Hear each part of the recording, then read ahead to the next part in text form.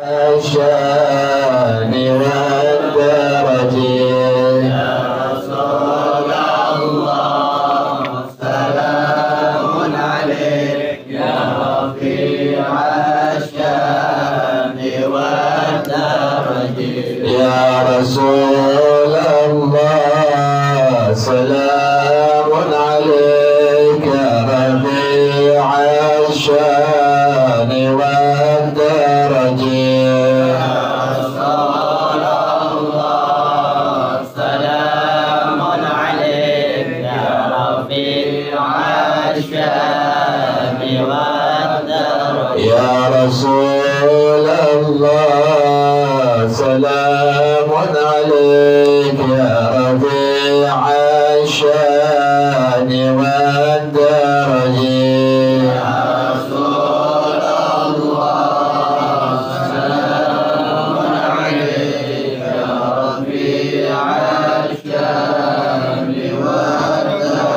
اللهم صل وسلم وبارك عليه وعلى آله. Sekarang bacaannya sampai wala yasihu ya. Wala yasihu aqdun nikahi. Bismillahirrahmanirrahim. Wala yasihu aqdun nikahi illa bi waliyin adlin. Tidak sah akad nikah kecuali dengan wali yang adil, yang tidak fasik.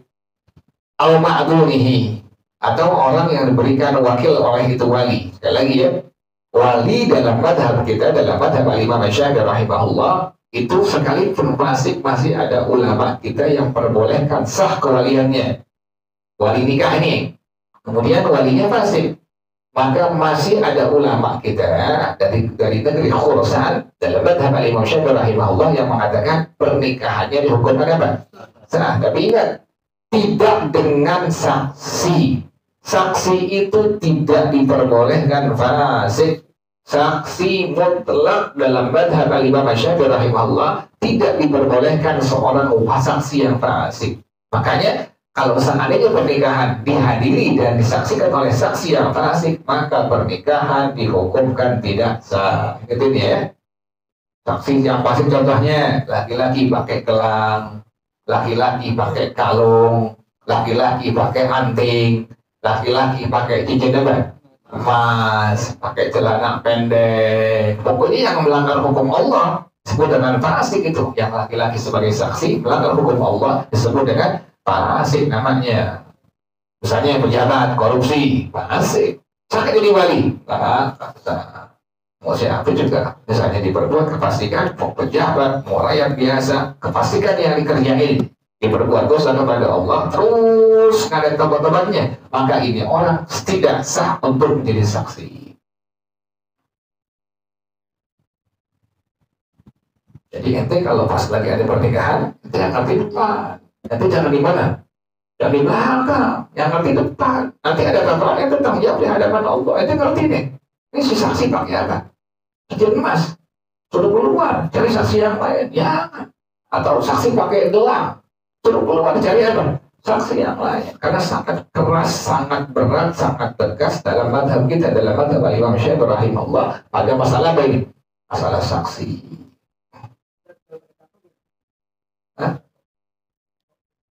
Tatoan.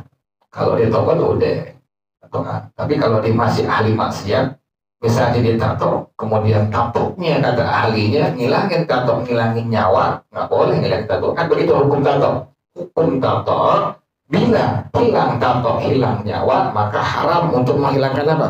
Menghilangkan tato. Jadi kalau dibilang hilang tato, hilang nyawa, maka dihukumkan menghilangkan tato, hukumnya haram. Tapi kalau menghilangkan tato karena ahlinya tidak hilang nyawa, maka wajib untuk menghilangkan tato. Tanya ahlinya bukan. Jangan tanya orang biasa. Tanya ahlinya. Tanya yang ahli membuat tato. Ini kira-kira hilangin tato, hilang nyawa enggak? Dia bilang enggak. Wajib dia apa itu?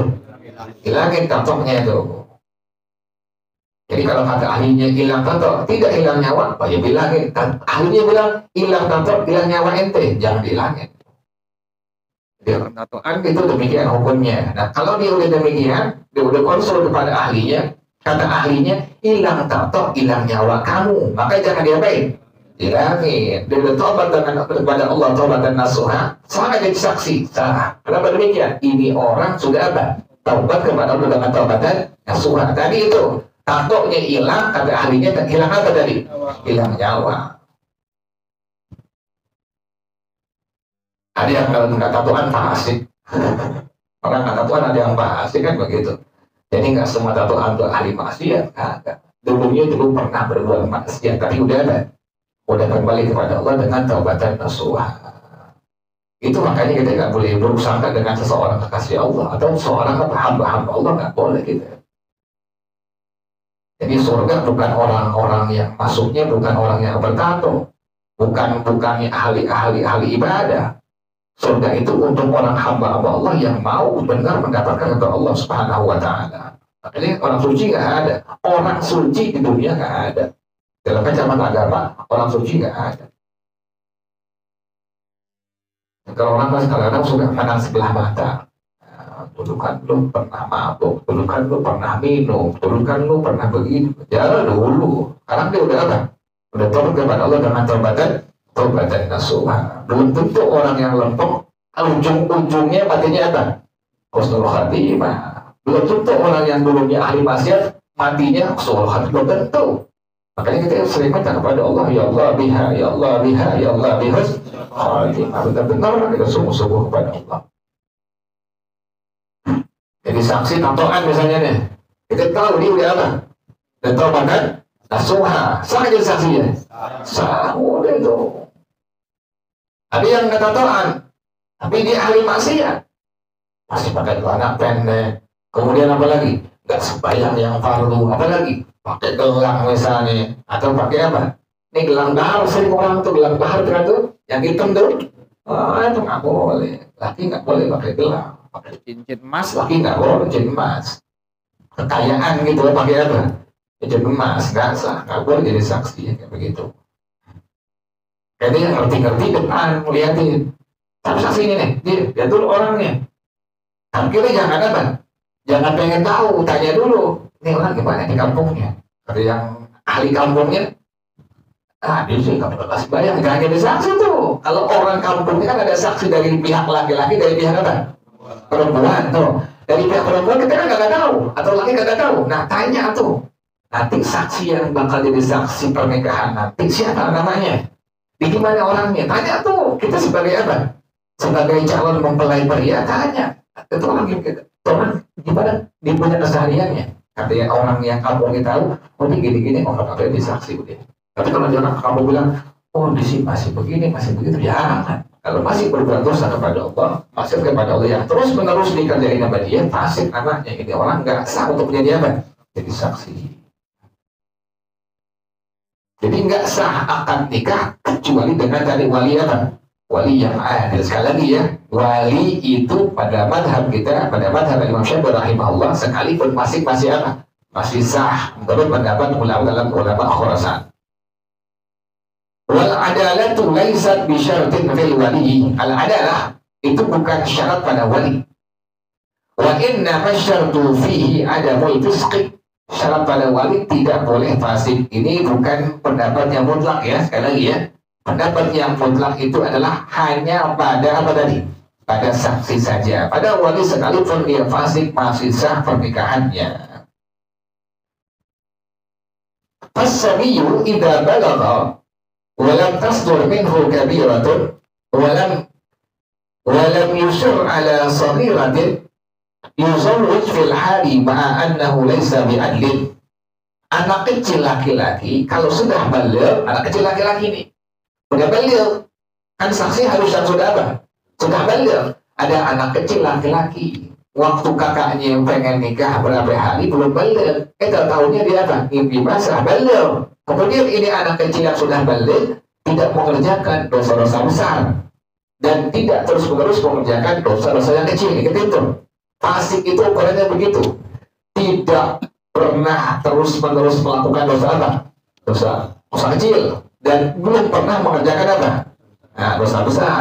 Atau sudah pernah, tapi dia sudah tobat kepada Allah dengan taubatan nasuha. Maka ini anak kecil yuzawwij fil hali ma'a annahu laisa bi'ahlin. Boleh dia menikahkan misalnya kakak perempuannya, adik perempuannya langsung sekalipun dia bukan adil. Ingat itu. Jadi seorang anak kecil yang sudah balik, kemudian ini anak kecil tidak mengerjakan dosa besar atau pernah dan sudah ada taubat dengan taubat dan nasuha dan tidak terus mengerjakan dosa-dosa kecil, maka diperbolehkan untuk menikahi daripada orang yang diwalikannya.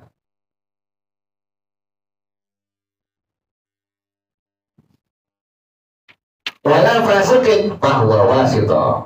Itu pertama. Yang kedua, wal kafiru idza aslama yuzawwiju fil hali. Dan orang kafir kalau sudah dia masuk Islam maka boleh jadi wali nikah, boleh nikahnya dia langsung, boleh, silakan. Ini dulunya abangnya kafir, yang seharusnya dia apa ini? Ini dulunya dia, ini keluarga kafir nih, keluarga luar apa? Di luar Islam nih. Yang masuk Islam baru siapa? Adik perempuannya. Kita pengen nikahin adik perempuannya. Walinya sebenarnya si abangnya ada, tapi abangnya masih apa? Masih kafir. Pas kita pengen akad nikah sehari sebelumnya, nih abang masuk apa? Masuk Islam. Langsung si abangnya bisa menjadi apa dong? Langsung bisa menjadi wali. Itu begitu. Jadi anak kecil dibalik langsung menjadi wali. Kemudian orang di luar Islam kafir non muslim, kemudian dia sudah masuk Islam, maka langsung bisa apa? Bisa menjadi wali nikah. Wal fasiqu idza taba hal aqli faqat bima'na annahu aqla 'an dhanbi wa 'azama an la yauda wa radda al mazalim ila ahliha in tayassara wa illa kafathu niyyatul rabbiha fahaitu sahha taubatuhu sahha aqduhu. Orang yang fasik. Nah, ini pas kita pengen hadir pernikahan, ini walinya apa? Asik walinya. Walinya pakai celana pendek. Walinya ngobrol depan orang, kan nggak boleh laki-laki. Boleh kan laki-laki ngobrol depan orang? Nggak boleh itu. Pakai celana pendek, badannya nggak apa? Nggak pakai apa? Nggak pakai busana, kayak baju, boleh nggak begitu depan orang? Nggak boleh, nggak boleh, nggak boleh. Itu fasik segitu doang pun itu. Kemudian apa lagi? Misalnya pakai gelang. Kemudian ini orang yang fasik si wali tadi, dia langsung tobat. Langsung dia tobat dengan taubatan nasuha. Kemudian dia berazam, bertekad untuk nggak kembali ke perbuatan dosa tadi itu. Dan dia ngembaliin kalau ada barang-barang yang dia zalim dari orang lain, dibalikin, diniatin pengen balikin kepada orang-orang yang pernah dia ambil hak orang lain tadi.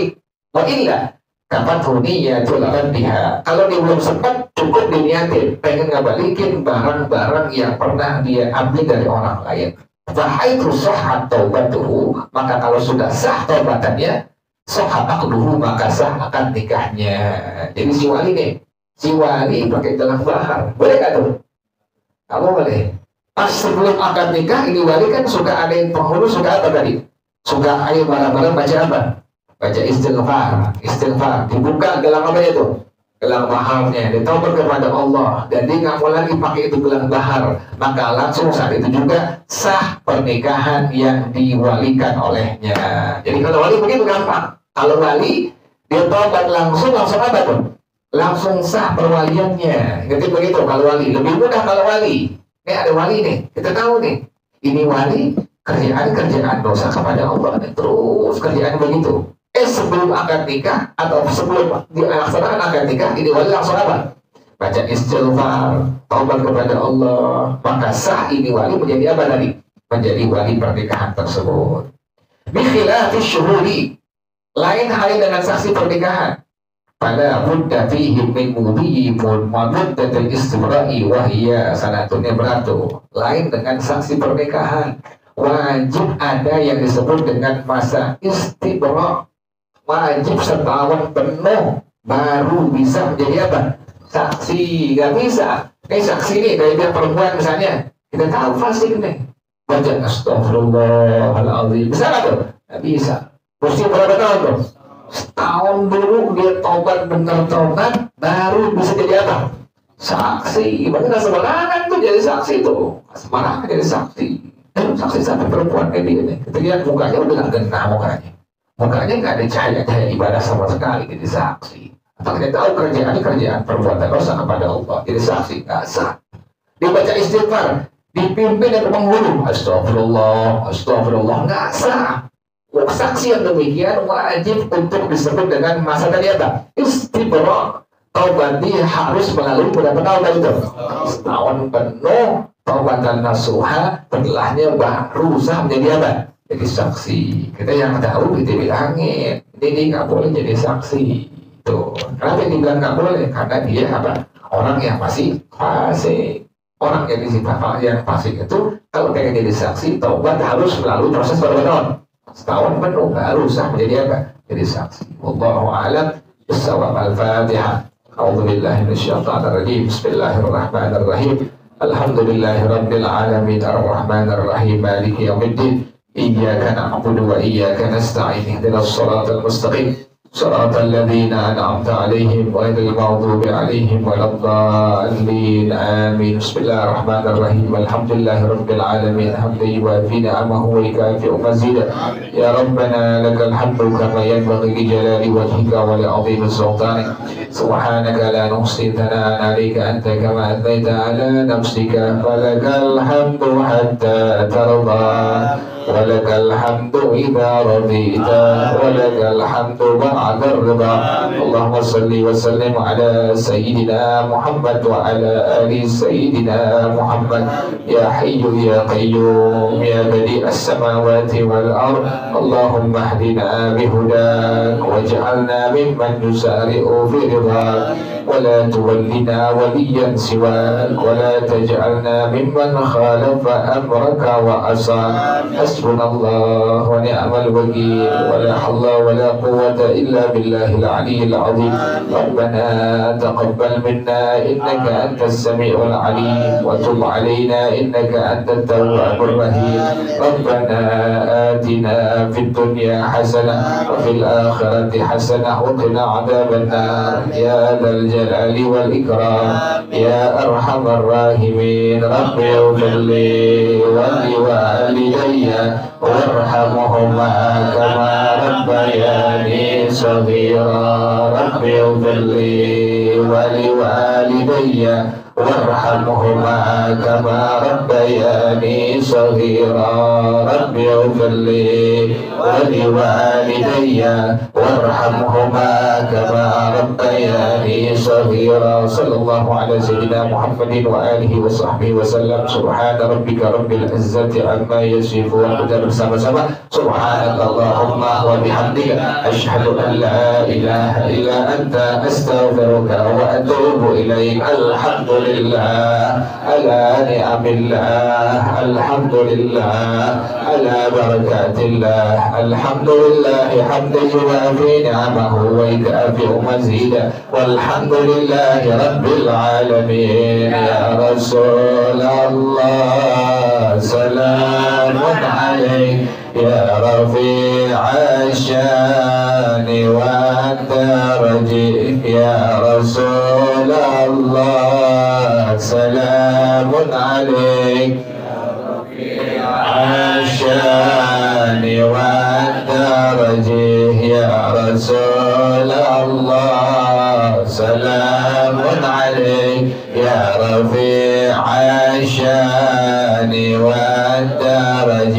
اللهم صل وسلم وبارك عليه وعلى آله. والسلام عليكم ورحمة الله وبركاته.